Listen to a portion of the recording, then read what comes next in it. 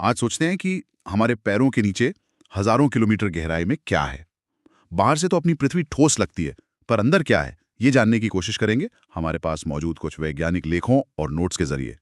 कैसे पता चलता है कि अंदर क्या चल रहा है? यही तो सबसे दिलचस्प सवाल है, क्योंकि हम सीधे तौर पर तो पृथ्वी के केंद्र तक पहुंच नहीं सकते। इसका जवाब हमें मिलता है भूकंपों से निकलने वाली तरंगों से, जो एक तरह से पृथ्वी का अल्ट्रासाउंड करती है। इन्हीं तरंगों के व्यवहार से हमें अंदर की परतों, भूपर्पटी यानी क्रस्ट, फिर मैंटल और एकदम अंदर कोर का पता चला है। अच्छा, तो ये भूकंपीय तरंगे एक तरह की जासूस हैं। तो सबसे पहले ये परतें हैं कैसी? ऊपर से शुरू करते हैं। हाँ बिल्कुल।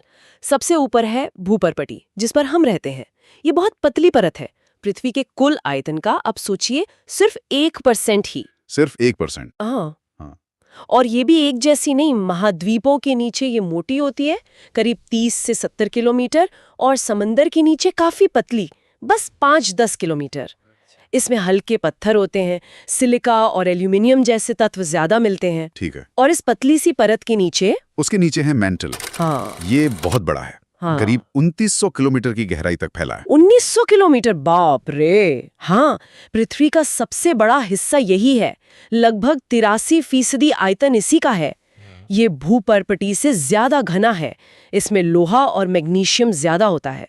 और इसका ऊपरी हिस्सा, जिसे एस्थेनोस्फीयर कहते हैं, वो थोड़ा प्लास्टिक जैसा है। मतलब थोड़ा पिघला हुआ सा। प्लास्टिक जैसा? मतलब वो बह सकता है क्या? बिल्कुल, बहुत बहुत धीमे धीमे लेकिन बहता है।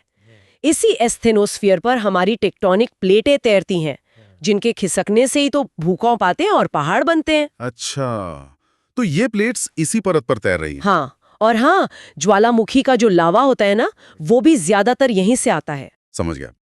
तो टेक्टोनिक प्लेट्स इसी प्लास्टिक परत पर सरकती हैं, और मेंटल के बाद सबसे अंदर क्या है वहां? सबसे अंदर है क्रोड, पृथ्वी का बिल्कुल केंद्र।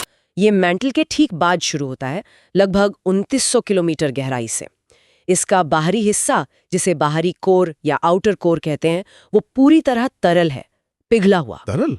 इतनी गहराई में? ये तो कमाल है। हाँ, और ये करीब 5150 किलोमीटर गहराई तक फैला है। मुख्य रूप से इसमें पिघला हुआ लोहा और निकल है। और इसी वजह से मुझे लगता है मैंने पढ़ा था। बिल्कुल सही। इसी तरल बाहरी कोर के घूमने और उसमें चलने वाली समाहन धाराओं की वजह से पृथ्वी का चुंबकीय क्षेत्र बनता है। अच्छा, वो मैग्नेटिक फील्ड? हाँ, वही। ये चुंबकीय क्षेत्र एक कवच की तरह हमें सूरज से आने वाले खतरनाक सौर तूफानों से बचाता है। इसे जियोडायनमो कहते हैं। तो ये बाहरी क्रोड हमारे लिए एक तरह का सुरक्षा कवच बनाता है। और इसके भी अंदर, क्या वो भी तरल है? नहीं, यहीं पर कहानी और दिलचस्प हो जाती है। बाहरी क्रोड के अंदर है आंतरिक क्रोड, इनर कोर, जी। पृथ्वी का बिल्कुल सेंटर पॉइंट। ये करीब 1220 किलोमीटर त्रिज्या का एक ठोस गोला है। ठोस? लेकिन बाहरी क्रोड तो तरल था। हाँ। क्योंकि आंतरिक क्रोड पर दबाव इतना ज्यादा है, इतना भयानक, कि लोहा और निकल पिघल नहीं पाते, ठोस बने रहते हैं। मजे की बात यह है कि इसका तापमान 6000 डिग्री सेल्सियस तक हो सकता है। 6000 डिग्री? मतलब सूरज की सतह जितना गर्म? हाँ बिल्कुल। वाह, गजब। सूरज जितनी गर्मी पर दबाव इतना कि लोहा भी ठोस। प्रकृति वाकई में कमाल है। हाँ अच्छा, अब वापस आते हैं उन जासूस तरंगों पर, भूकंपीय तरंगे। जी। उन्होंने ये सब कैसे पता लगाया? हाँ, तो भूकंप से ना मुख्य तौर पर 2 तरह की तरंगे निकलती हैं। जी। पी तरंगे और एस तरंगे, प्राइमरी और सेकेंडरी वेव्स। पी तरंगे धक्का देकर आगे बढ़ती हैं, कंप्रेस करती हुई, जैसे आवाज हवा में। जी। ये ठोस, तरल, गैस सबसे गुजर सकती हैं। ठीक है, पी तरंगे सबसे पार। हाँ, और एस तरंगे वो लहरों की तरह अगल बगल हिलती हैं, जैसे आप रस्सी को हिलाएं।